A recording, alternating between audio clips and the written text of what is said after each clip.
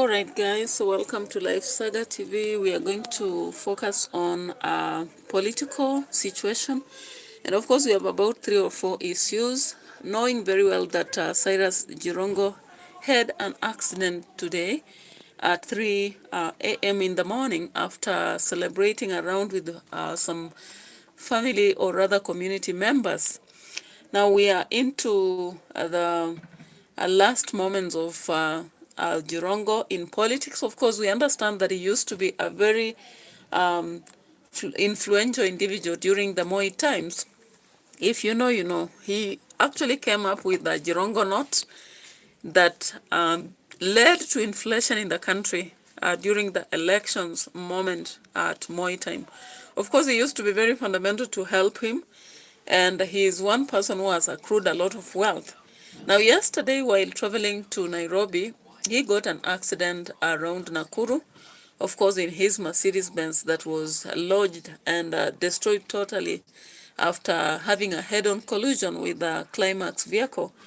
And from what the driver of the Climax indicated, he seems to have lost control as his vehicle actually just went directly to hit into the Climax car, a vehicle, not really a car, but a whole truck, that a bus that carries a lot of people.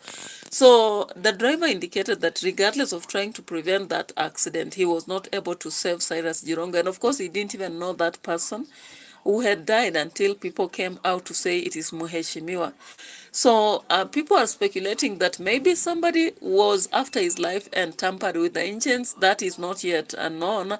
Maybe after a family investigation is conducted, that will be known. But we hope and wish that the reality comes out. And why do people speculate that? Is because the last moments as he kept talking. In fact, there is a day he came up with a speech indicating that somebody from the close to the government had been seen shooting the young people during the demonstrations. And of course, if you remember the video, you know about it, you can go check on it. However, I'll be playing a certain video that Jirongo gave during the moments when Ruto was campaigning, and regardless, Ruto made it. So I don't know. Of course, in politics, people talk about things, and when they come to happen opposite to what they said, it's not even embarrassing, because that is normal. It's a way of creating their own niche and possibly making it to seem vocal and worthwhile before their people. Now, recently what happened at Malava also tells a very big narrative. Livondo and there were other guys from Mumias really initiated what the government wanted. And we had a lot of gunic behaviors, and all those were blamed on them squarely. So let's now check on Jirongo, who used to be an MP of Lugari and a very influential politician in Moi time. So let's check on one of the speeches he gave in those times, and then we go on to Matiang and Duale conflict.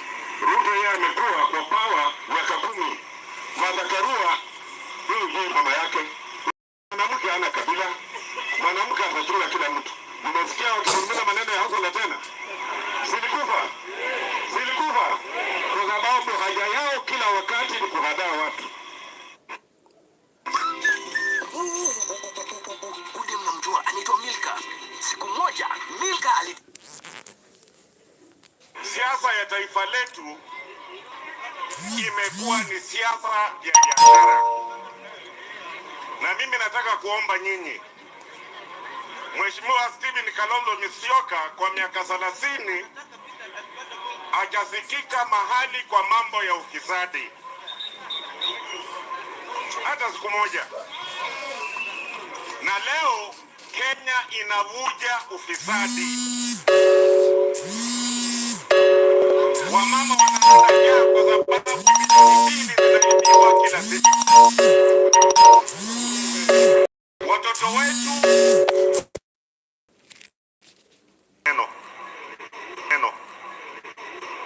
na ndio ikawa vigumu mimi na wenzangu kukubali kukaa na wale ambao wanafanya taifa letu livuje.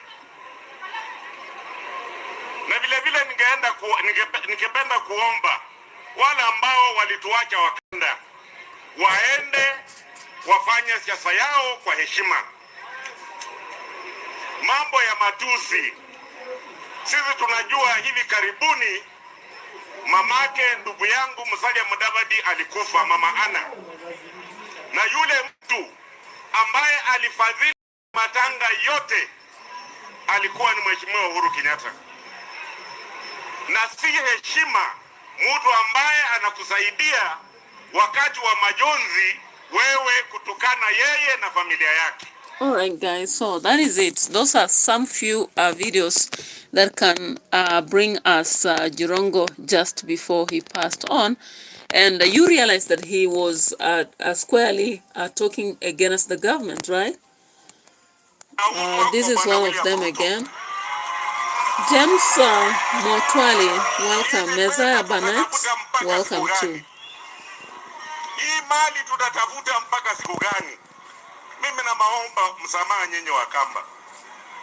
Hii maneno nataka kusema kule nilizaliwa Western hapa.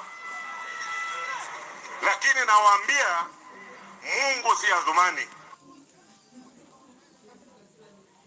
All right, so the last moments of Jirongo, he kept referring to the opposition. Let's look at this again. Kuwa serikali ni tofauti. Kuwa serikali ni maendeleo. Na hawa watu hawana shida, hasa na wewe rais. Ukitaka kuja kuomba kura hapa utapata. Lakini taratibu.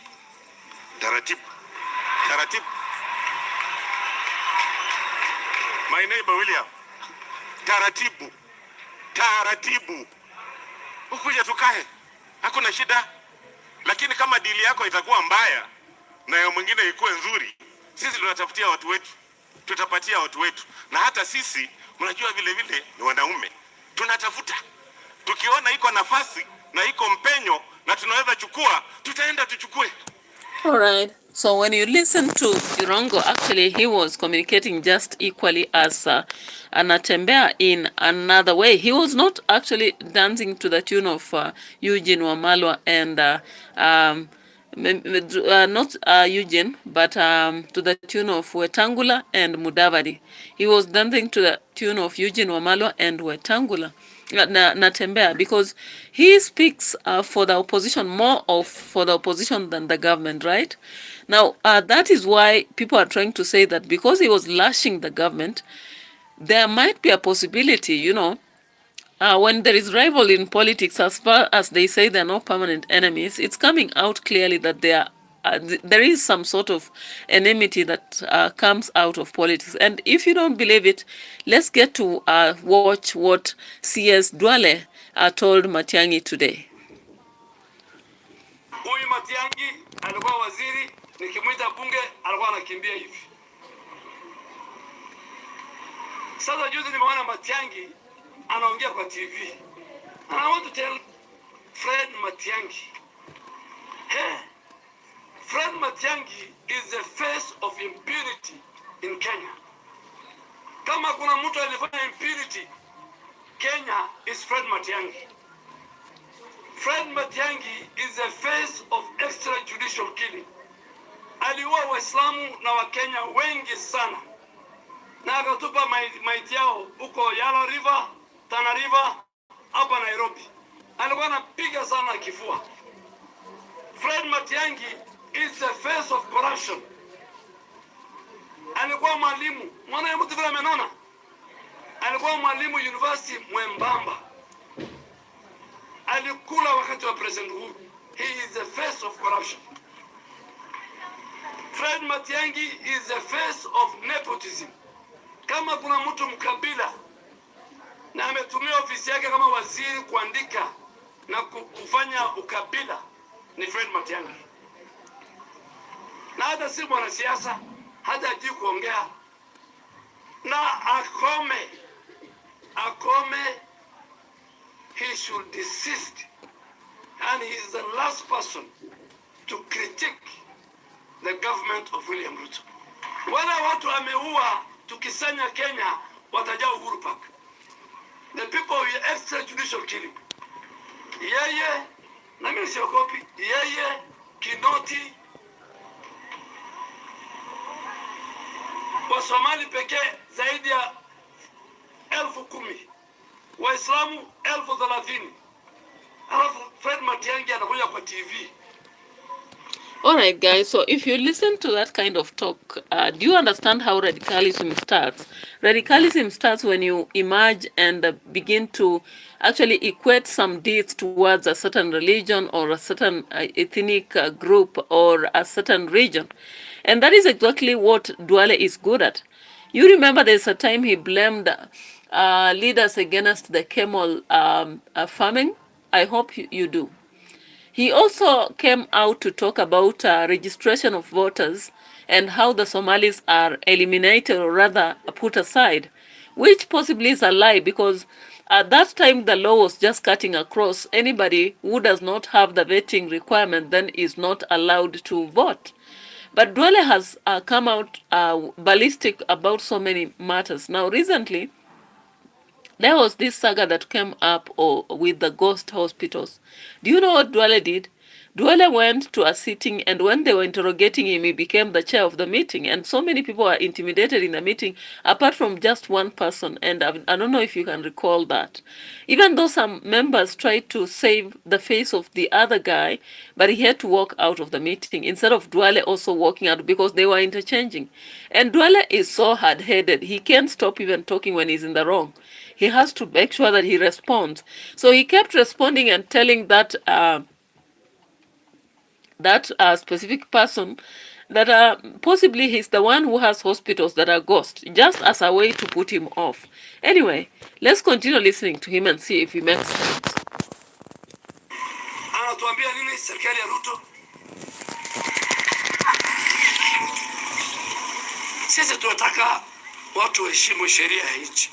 Na ajenda ya opposition imekuwa tu Ruto one time, Ruto maso. Ruto anajenga barabara. Ruto ameleta afya. 28 million Kenyans have registered in Social Health Authority. Ameleta usawa katika afya ya Kenya. Juzi tuliana na Amerika, tumeleta 210 billion next 5 years. And we will Now, of course, guys, you heard me yesterday trying to analyze these 208 billion American shillings. There is no tea for free, I'm telling you. If somebody gives you tea today, know that they are creating something maybe to get wine from you tomorrow. So it's not just a walk in the park, as Duale tries to say that they went to America and brought money. It's not money for free. Possibly there is a deal between Kenya and America that will structure or rather affect Kenyans in one way or the other. Might it be the minerals that are costing the lives of the people who are being evicted from their settlements? Might it be something else that is forthcoming? We've not yet heard about it. Or would it be another transportation of workers to America? Free labor or let's say cheap labor, because Kenya is known for exporting workers, and recently our president said that labor is one of the things that is really making a lot of money for the country than tourism. So what if they are replacing that, and there is a deal forthcoming that we are not aware about? Anyway, we'll begin seeing that maybe from the agent transporting people to America and so many other places. Anyway, let's now get to Matiang'i and see what he was trying to say that really pushed Duale to talk about this. And what do you think? Do you think Duale is on the right to say that nobody should question matters to do with how Kenya extrajudicial killings are being conducted? This question about extrajudicial killing by Matiang'i was discussed at once, and Matiang'i talked about it, saying he was not responsible. So when they begin to pull each other in the mud and throw each other under the bus, just when the moments are as they are, we begin to ask ourselves, why can't you go to court and report him for having done so that we see him prosecuted and judged as guilty as he is? Why is it coming out on the media or in meetings? I don't understand this about Kenyan politicians, because Duale is saying as if that is just something normal. And I don't know whether they understand that they are creating a very funny face even abroad or elsewhere. Because if you talk about someone who was a CS and you say that they were able to kill so many people and Somalis, 10,000 of them. Now, Duale does not understand that even Somalis currently they are being called trash in America. What about that? Did he forget about it? Because before Ruto went to collect those amounts of money that he's talking about, there was a serious issue surrounding the Somalis. And of course, most of them have been actually indicated to be worth deportation because of the crimes they're conducting right there. So what is this that Duale is trying to protect? I don't understand. But anyway, let's get to Matiang'i and hear what he said that made Duale really respond to hold the suit of Ruto and protect him because maybe he may not speak. As you've ever heard earlier, in a discussion in the studio, if all of you have heard it, there is this person who speaks for the chief. The chief doesn't have to speak, but the chief's counselor speaks. And you heard that loud and clear once recently in a studio. Someone even in Uganda called Omunyambi, someone who speaks on behalf of the chief. And of course, speaking in both ways. Even the rot, they are the ones to bring it out instead of the chief, that is the chief himself. So let's hear what Matiang'i had said for him to speak as he did.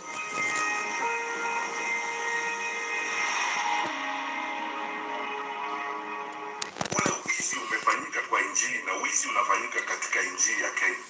Ni wizi ambao haujaonekana kwa historia ya injili ya Kenya.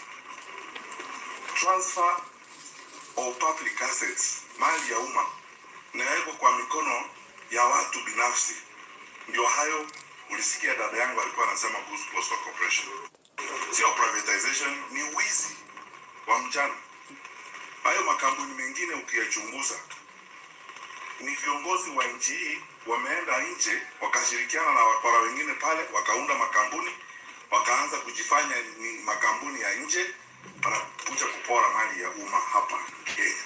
Now when you hear this is what Matiang'i said, that we have a lot of companies, proxy companies, right, that have been formed by most of the politicians, and then they transact with the other countries. And of course, that is real, because we've heard of politicians who have even yachts and places in different countries, and no wonder some of them even have second wives abroad, and nobody knows about it or cares while in Kenya, but the reality is there.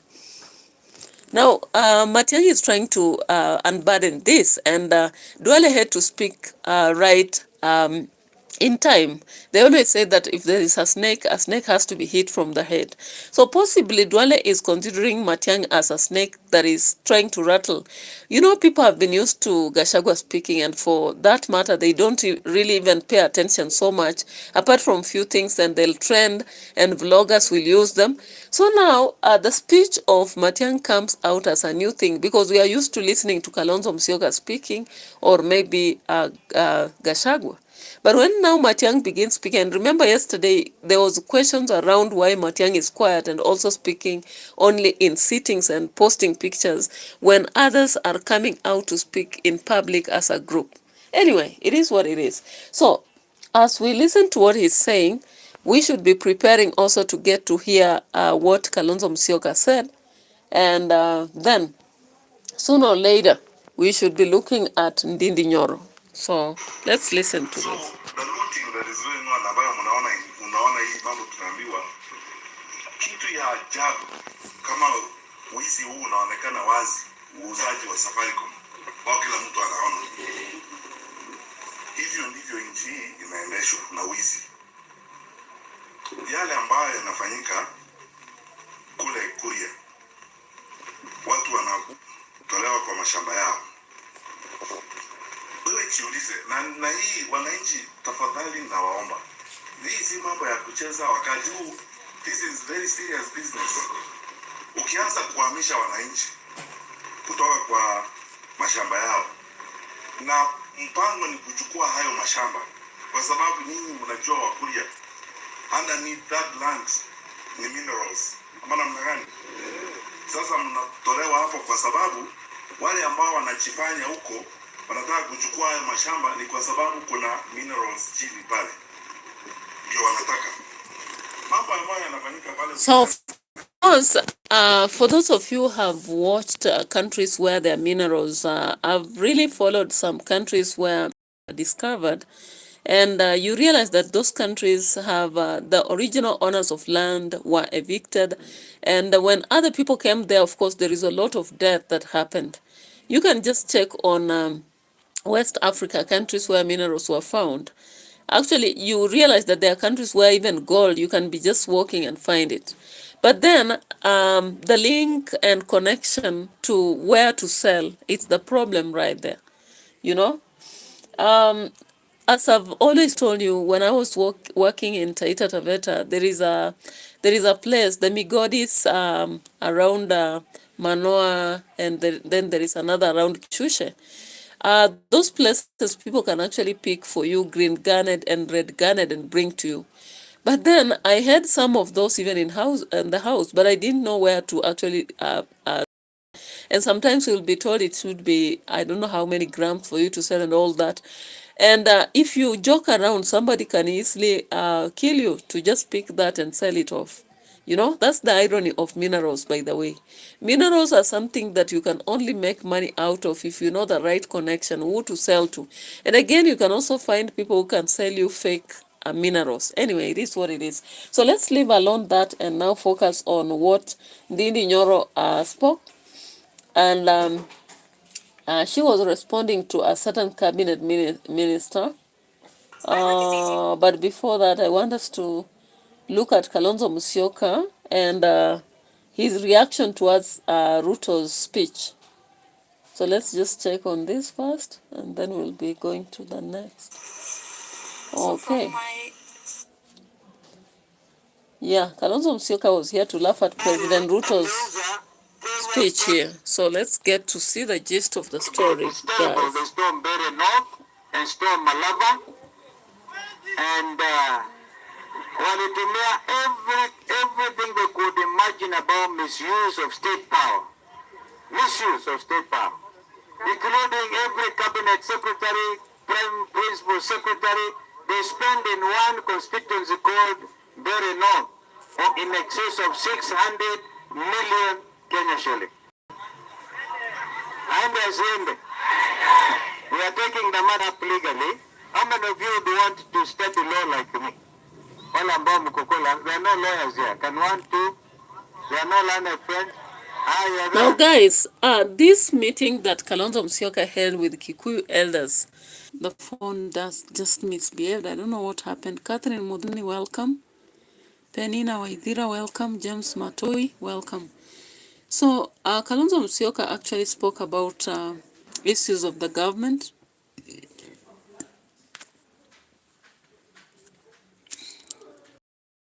It's disconnected from the computer.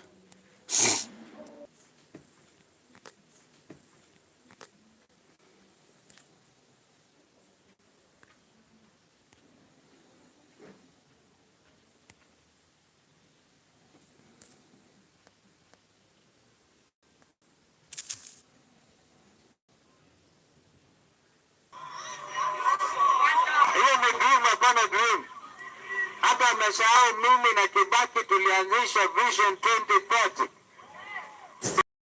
By 2030, Kibaki's administration na mimi na hata Raila ambaye amelala, tulikuwa tumesema Kenya should be a middle income country.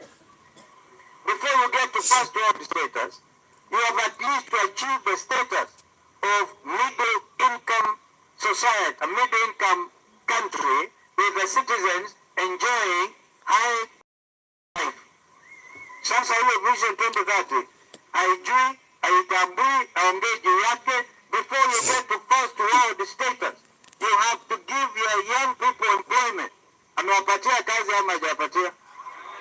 Kuna kazi I want to introduce you to a family member. Anaitwa Kennedy Musyoka. Mimi naitwa nani? Musyoka Kalonzo. So you share the name. This Kennedy Musyoka and Musyoka Kalonzo. You want to see the Kennedy? Kennedy and his wife are here. They are dressed like you. Kennedy kuja hapa na mama Pauline kujeni hapa. So this one, as you know,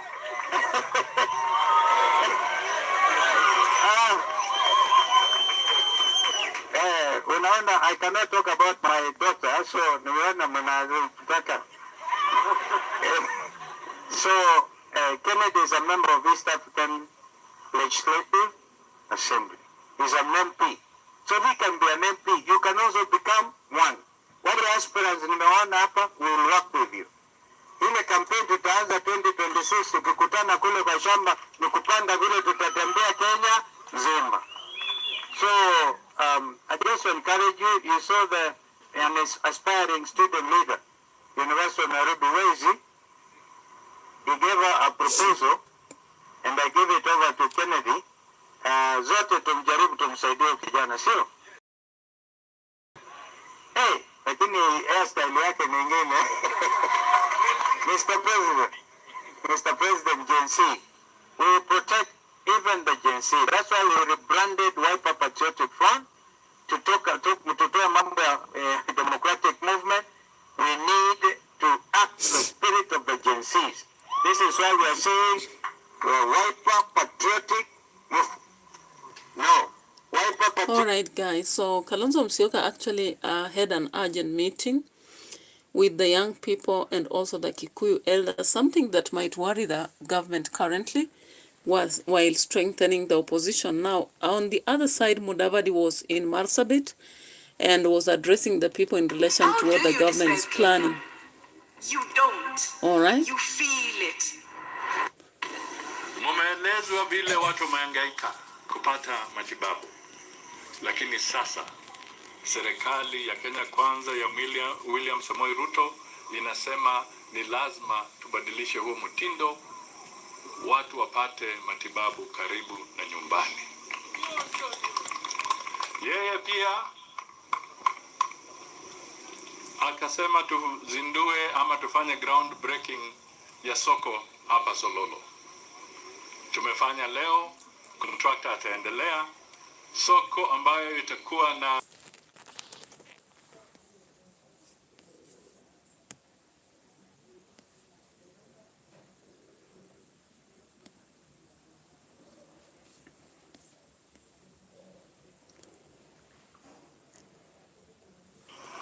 ni lazima tuwe na pahali zikitakikana haraka, ndege itoe kule Nairobi haraka, ilete yangushe hapa Sololo, zifike kwa wagonjwa hapa. Kwa hivyo maana ya airstrip imesikika kabisa, na kitakuwa asset ama infrastructure ya maana sana kwa watu wetu. Tutachangia, na mimi najua kwamba itapatikana, itafanyika. Lakini ingizi yao ni kuamuka tu na kusema tutakoroga namna gani serikali siku ya leo.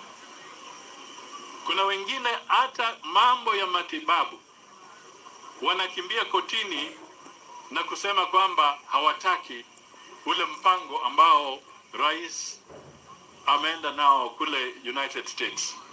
Na akifanya hivyo, sasa Uganda wamepata. Wewe unataka kuzima ya Kenya, na Uganda wamesign sasa. All right. So these are the allies of the president. Of course, they understand very well the nitty-gritties around what he's doing. Whether they are lying to Kenyans or telling them the truth, that is something we are still waiting for, because the bombshell from the opposition was announced against this deal with America. And of course, a lot of Kenyans have not understood what it is. And not just the opposition, because we saw Pierre Lumumba and there was somebody else who are discussing that matter and questioning into the terms surrounding it. Anyway, let's finally finish the story with NDINDI NYORO. Of course, in Parliament, we saw some, an MP was defending the government and indicating that the government was not in any wrong to have done what it did. So let's just look at this. As Fatuma Mohammed is gets embarrassed in Parliament.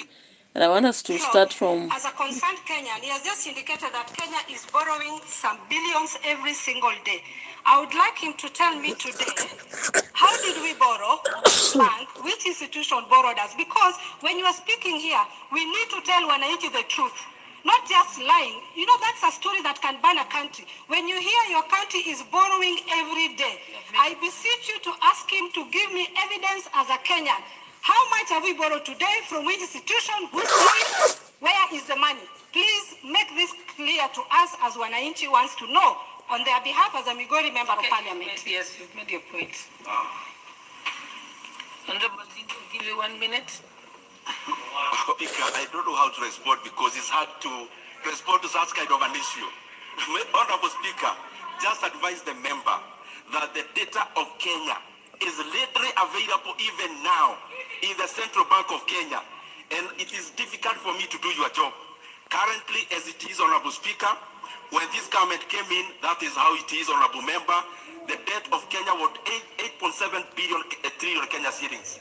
As we talk today, the debt of Kenya is over 12.5 trillion Kenya shillings.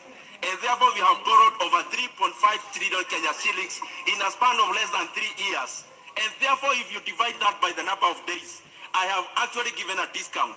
We are borrowing more than 3.5 billion every single day, and that is unpalatable. You have clarified. Thank you. Honorable... All right, guys, so you saw what NDINDI NYORO was trying to do there was to clarify on the over-borrowing aspect. And away from borrowing, there is this neocolonialism, we've learned about it. When the developed nations give some money to Kenya, there must be terms there. And those terms and conditions are what people are simply asking for. So why is the government using Mudavadi, Duale, among other allies, to come out? It doesn't make sense to me, right? Unless there is something that is being covered, I don't understand. You know, when you're telling the truth and somebody comes and tries to cover it up, then they know very well that that truth is bitter. So for the government to decide to begin responding to a question before they do what the people have asked them to give us data, it really raises a lot of concerns. But anyway, we are here as Kenyans. What do you see in the current situation, and how do we make it better? It is about me and you. So let's choose wisely, especially when it comes to voting 2027. Bye-bye for now. Let's meet later.